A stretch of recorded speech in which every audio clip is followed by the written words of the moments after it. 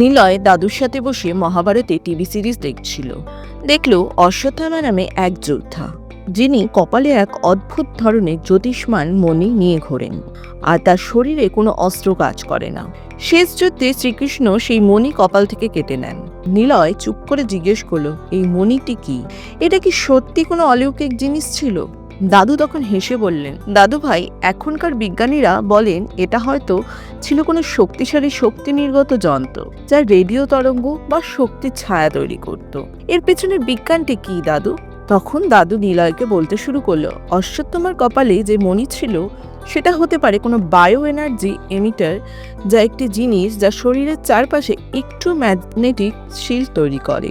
অনেকেই বলে এটি ছিল এক ধরনের রেডিও অ্যাক্টিভ উপাদান, যার মাধ্যমে কেউ কাছে এলে অসুস্থ হয়ে পড়তো বা তার কোনো অস্ত্র কাজ করতো না।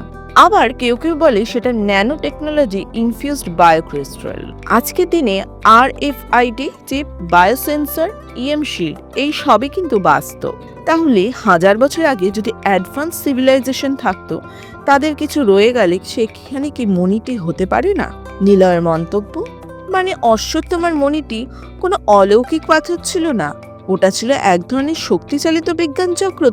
দাদু তখন হেসেই বলল, এর জন্যই তো বলে মহাভারত যে শুধু একটা কাব্য তা কিন্তু নয়, সেটা হয়তো আমাদের হারিয়ে যাওয়া বিজ্ঞানের দলিল।